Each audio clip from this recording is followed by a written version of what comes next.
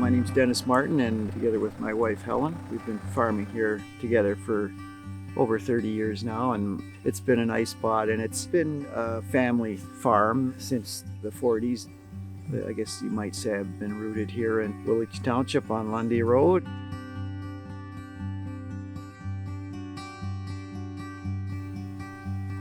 We had just seeded this field here, and at that time we had the milking cows, and so we seeded alfalfa down in the spring. And the day after it was seeded, this very strong wind came up, and literally I couldn't believe it. I went out during the storm, just maybe it was foolish, but I could see the alfalfa seed being blown out of the ground and sort of ridged in row. It was just a disaster. Like, you just began to realize, wow, we got to do something about this. Sort of an aha moment. So we planted little spruce plugs, and we had some youth group come out and help with that. So hard to believe these were just little plugs.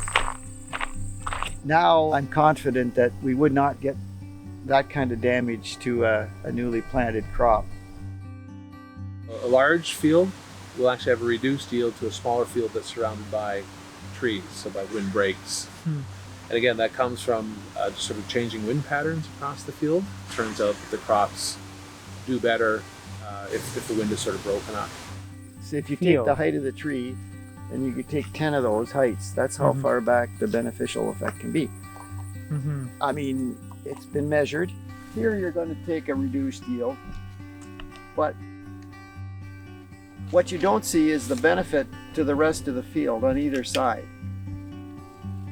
from slowing wind down. Not to mention just the fact that trees are cloud seeders and they're releasing moisture to the air. They're not just taking it away. It's good for wildlife, birds, reducing moisture loss and protecting plants. And there again, it's kind of the group effect too. If more and more people do it, the more benefit it is derived. The spring was just a challenge to everybody when you get into conditions that we had. Because of our cool, wet spring, corn has been a challenge this year.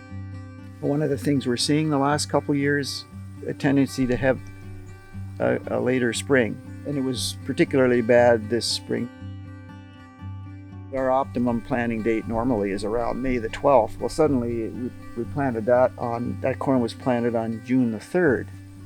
So we decided to change our variety. One of the reasons that in general stuff got done sort of within time, but obviously late, was the extensive tile drainage networks we do have. I can't speak for, Chatham, Kent. They were in Middlesex, they got flooded out and couldn't do anything.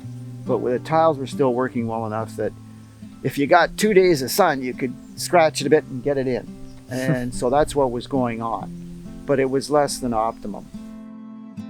In a year like this, we're going to need a long season and well into October for a lot of the corn that's out there to mature. That's definitely one of the changes we've been seeing in climate and weather.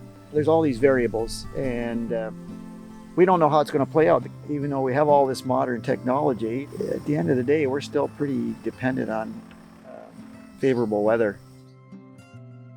There was no doubt it was a very stressful spring, and this issue of mental health and stress it was sort of an unspoken topic, but there's been a lot of articles about it this year in the farm papers, and I think that's a good thing because it definitely takes a toll. And it's not necessarily a management mistake or a wrong decision. It's just what the weather can throw you. You want a snow cover, but not too much snow, but just enough snow. But you don't want ice. You can do everything right and still have problems, and that's where the stress factor comes in. I see a lot of encouraging things being done in this area, like in the Waterloo region has been very supportive of programs as GRCA. I'm a great promoter of solar power. To me, it's another crop to be harvested. Harvesting the sun, the energy of the sun. The beauty of it is, that photon leaves the sun, and 8.5 minutes it's hitting the panel, producing electric current. What's not to like about that? One of the biggest changes has been adaptation of crop rotation and cover crops. And the other one is reduced tillage. That's been a big one. Basically, we try to do things like with one pass. After soybeans, it's just no till. Well, we get a little bit of a tillage to incorporate the cover crop. Sometimes it can be discouraging when you see what's going on environmentally, for sure. But I like to be with like-minded people who sort of defy all that and say, let's, every spring we're out there planting trees, and there's this tree nursery now. That's the nice thing about Trees for Woolwich. It's not all about work and toil. It's fun, having fun. You got to stay positive, and that's a big expression of your hope for the future. Otherwise, why plant oak trees? But we're still doing that. So